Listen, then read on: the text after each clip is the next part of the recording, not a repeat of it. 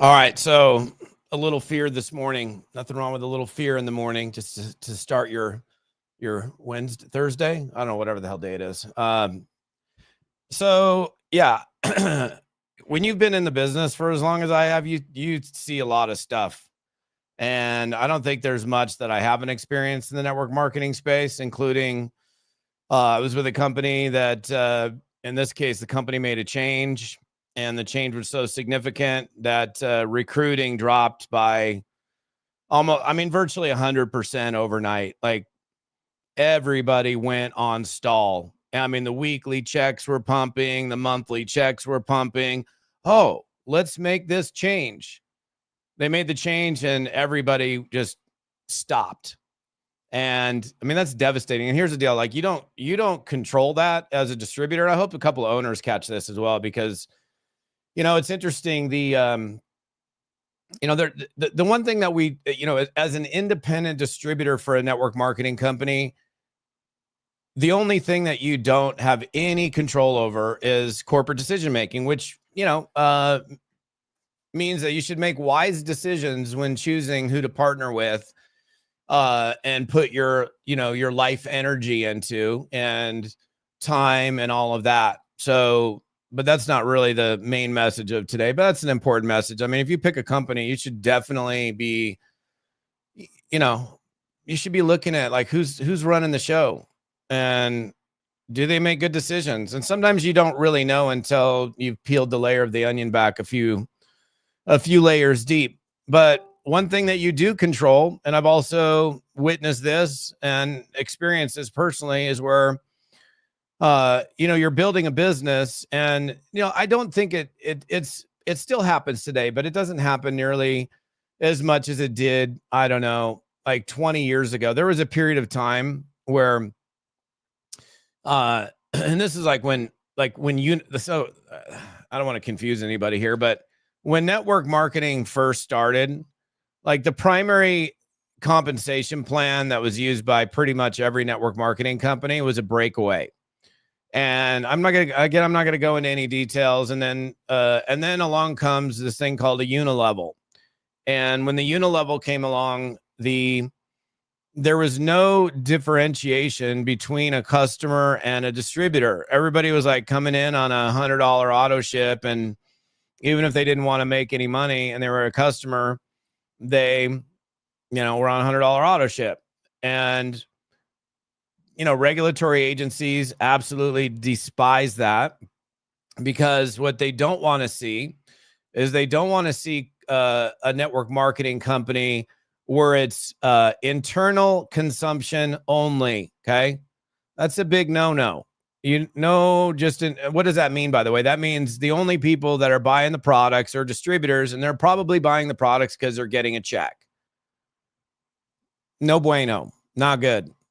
There have been companies that unfortunately have gotten into trouble as a result of that. And so there are more and more companies, I'd say, over the last 15 years that have, really, really focused on customer acquisition, which is incredibly smart. And honestly, the network marketing, if it's done right, is a distribution channel where we have products and services that get in the hands of end users that are not distributors.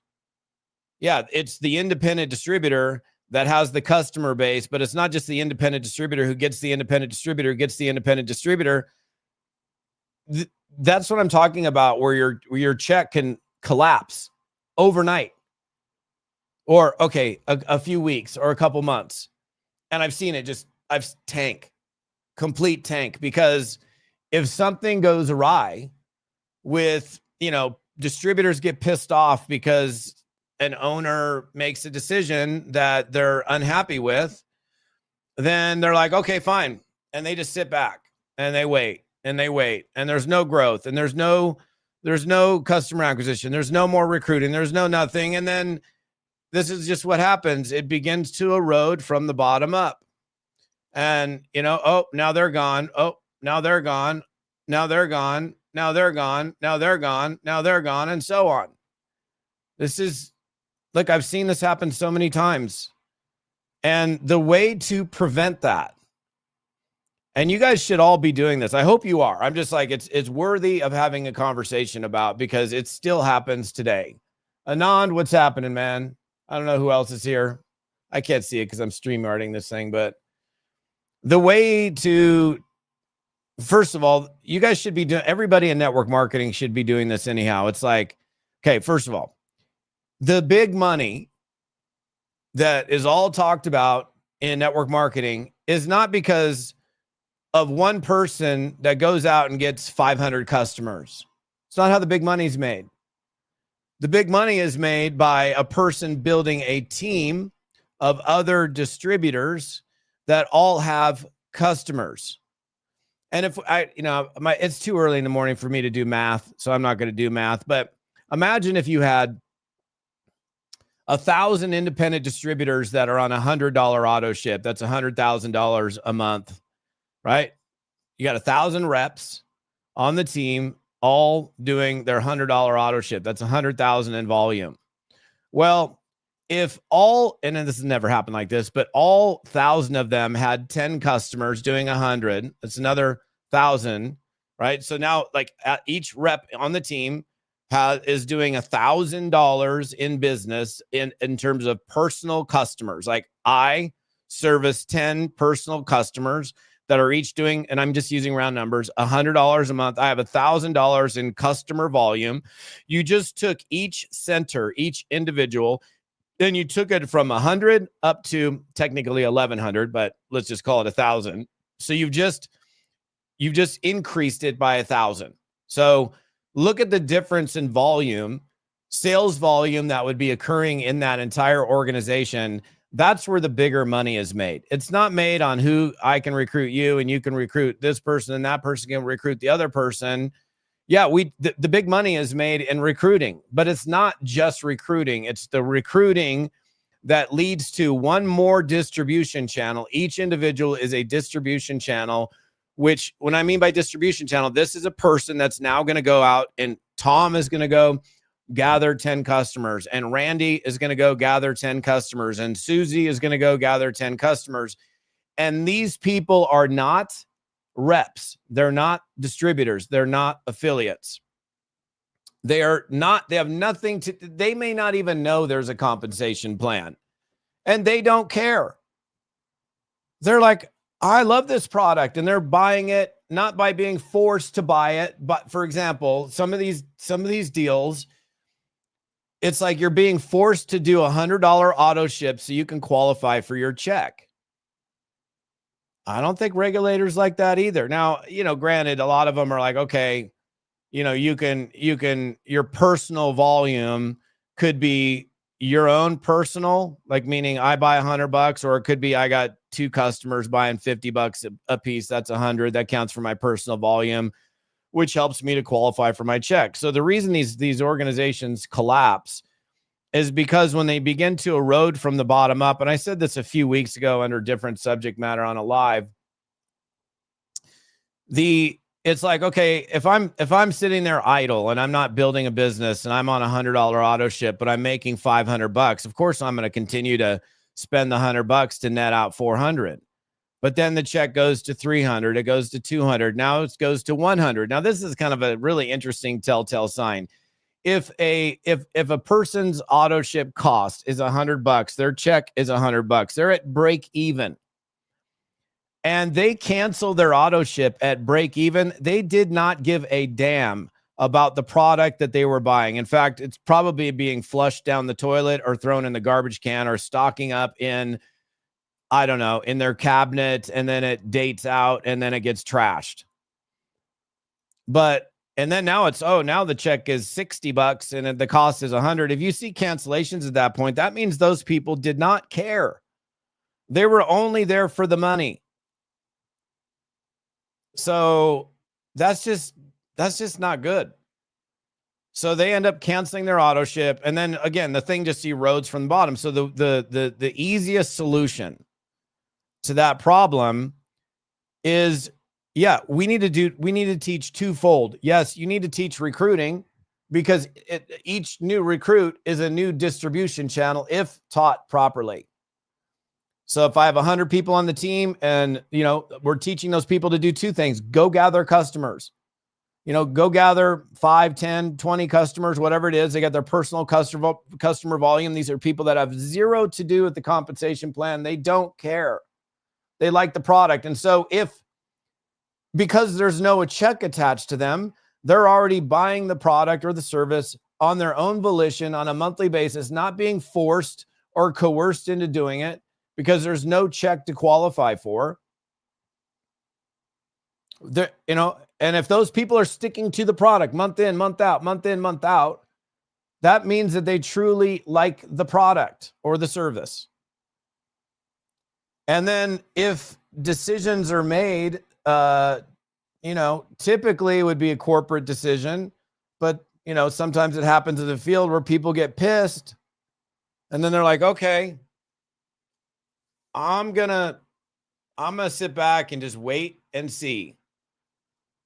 Then the check doesn't collapse.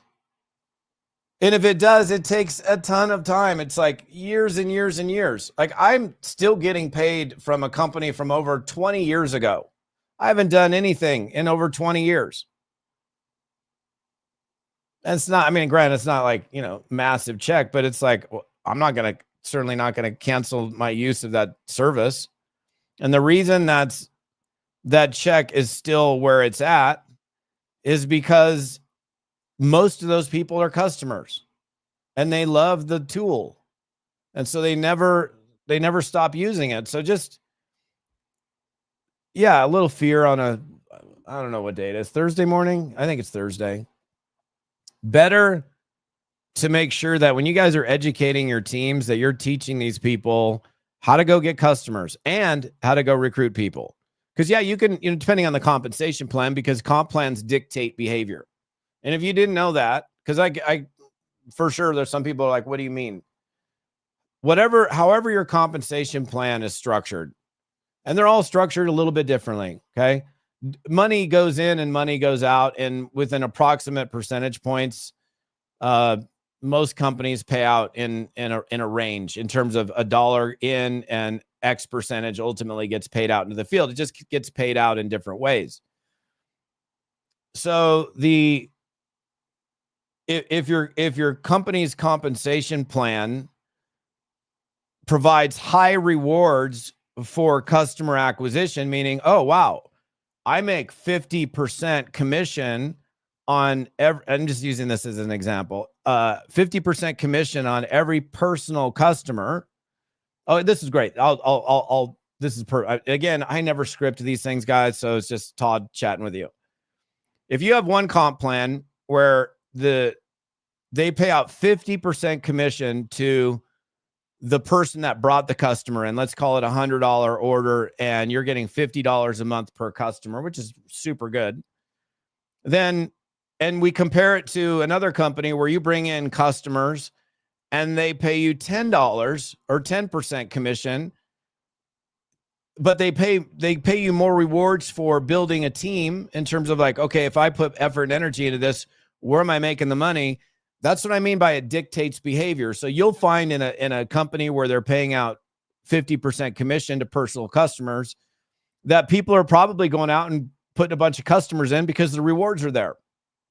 But on another one, I've seen companies that pay virtually $0 for customers, like nothing. I bring in a customer and I make $2 off the 100. They ain't gonna go get customers because what they're gonna do, and I've seen this. What they're going to do is they're going to take a customer that would normally be a customer, even though they got no desire whatsoever to build a business, but they sign them up as a distributor because they make more money if they're in the deal as a distributor, which also kind of screws things up, because then what it does is it skews the income disclosure statements that network marketing companies have. And if you don't know what that is, an income disclosure statement is a document that is typically on any legit network marketing company's website that shows the average incomes at different ranks in the companies. And quite frankly, none of them look good. I've never seen an income disclosure statement that's like, wow, that's impressive, you know, even though you got people making a ton of money in there. And my challenge with the way income disclosure statements are done is it takes into account, and I wish they would make this change. Let me take a quick sip of my morning Joe. It takes into account all the people that have enrolled as a distributor. Okay, there's two things: distributor, customer, different. Distributor has the ability to earn income, customer does not. So if a person signs up into a network marketing company as a distributor, even if they never lifted a finger, even if they never did a damn thing, then they're still counted in the income disclosure statement from the statistics that the company pulls to show average incomes. Even if they had no intent of ever doing anything, they're still included in the income disclosure statement, which to me, it totally skews the reality of what that income disclosure statement should look like. And even if they did, it would still, it's not like you'd look at any, I mean, it would skew the numbers dramatically.